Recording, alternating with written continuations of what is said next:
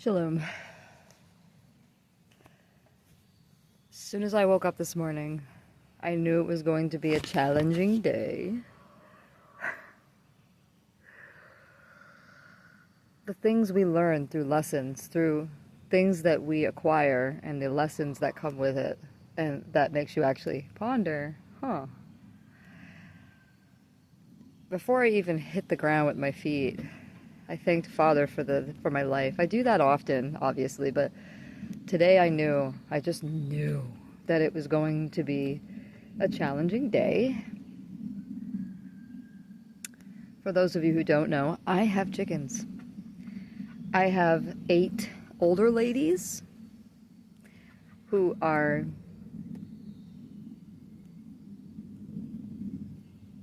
there are no words. And I have 6 babies.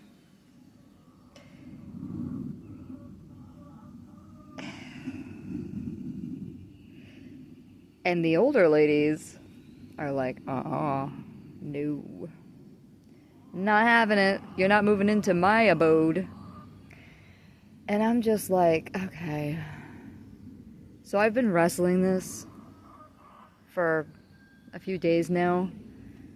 I give them their own little space in the coop, the chickens, but the little chicks.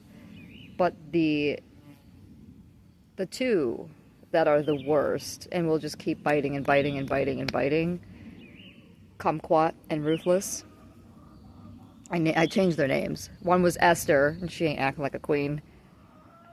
And then Kumquat, because she's bald. Because Ruthless did that to her. But I thought by taking Ruthless, aka Esther, out of the cage and putting her in exile with food and water would allow the other one, Kumquat, who used to be named Margaret,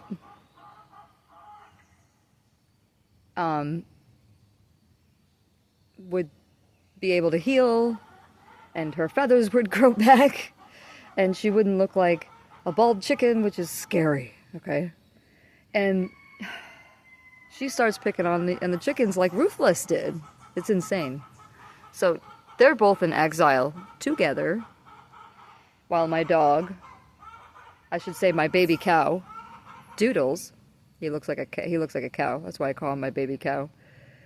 Who is a sheep herder naturally. He keeps herding the girls around the entire pen area.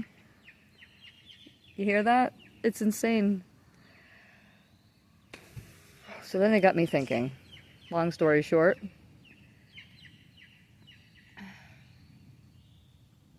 how many times have we done this to Father? How many times, Father, you are amazing.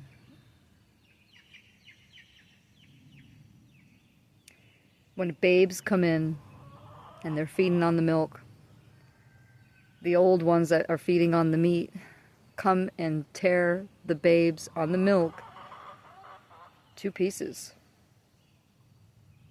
expecting them to understand everything all at once.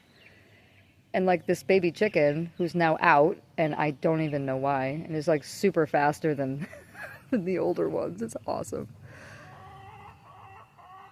And the baby chickens keep coming out because they want food and they want drink.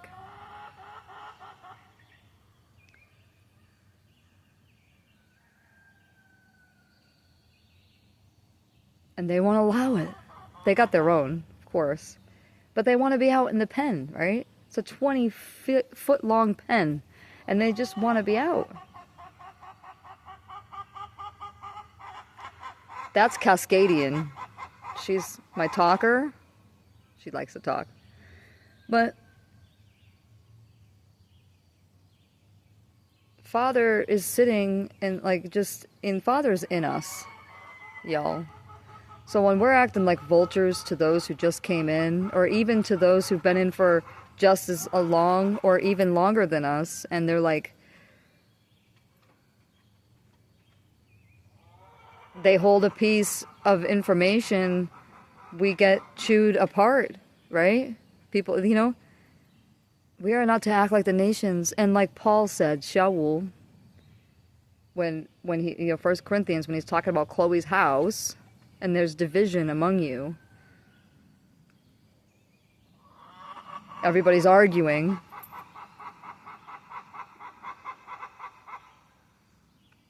Our Mashiach totally said it perfectly when he says, not one of you are over one another. You are all brothers and sisters. You are all taught ones. You are all to be servants. You are one in the same. He came as a servant. He came as a lowly one.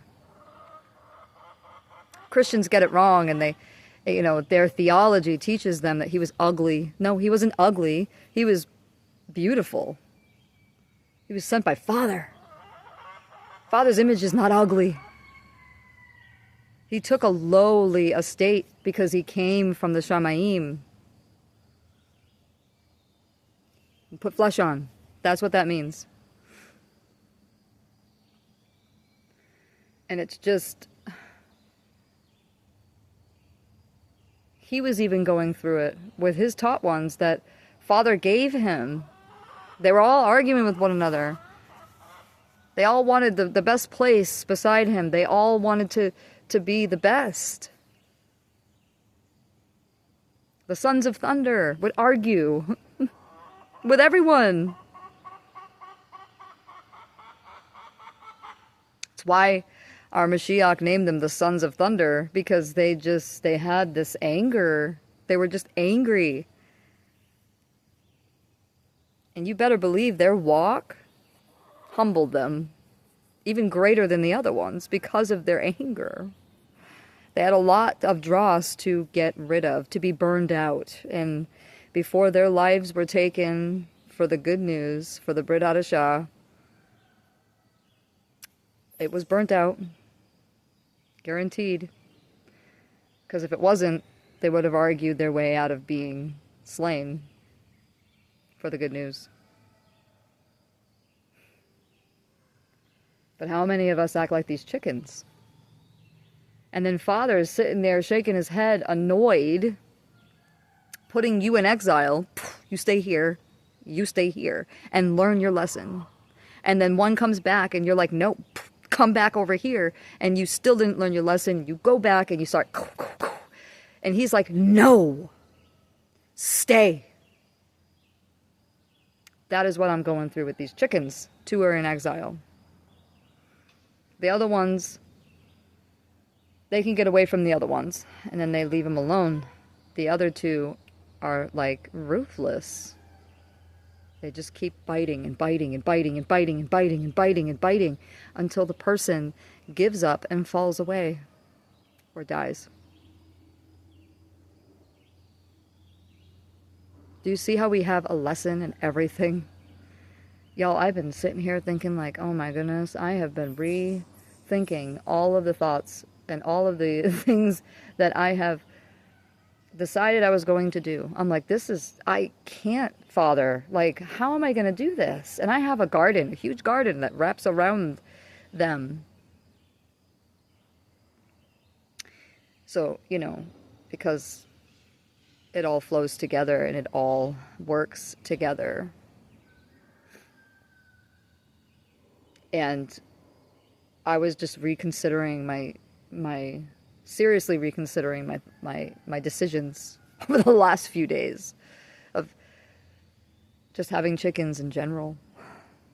And that's when Father said, there's a lesson here, Rivka.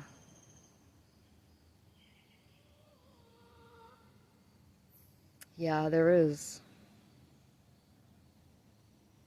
And these chickens, those 6 babies are set apart for Father because those 6 babies are going to help the poor. They're not going to be eaten. I'm talking about eggs. But it's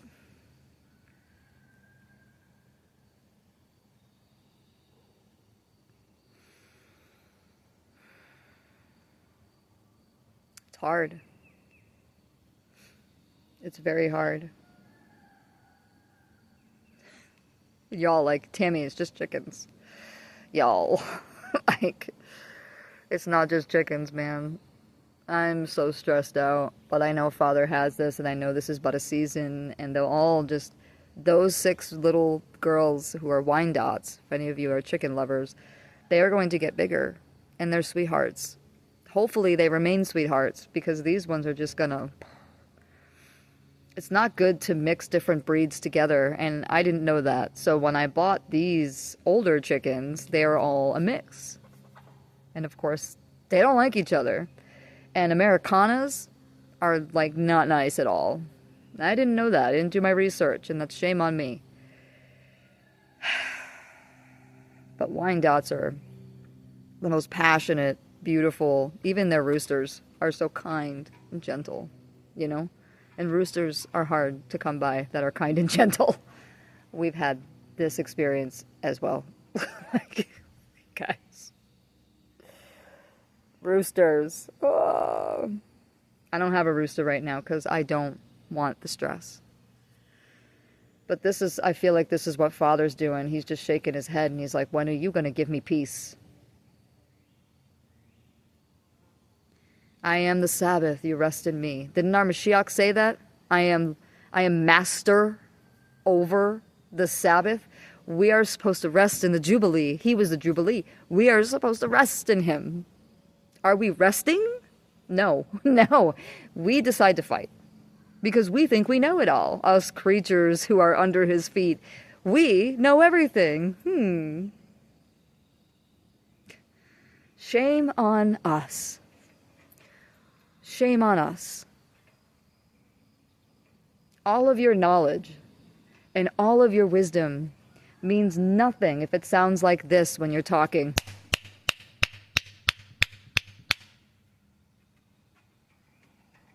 You need love. Love above all of it. Love.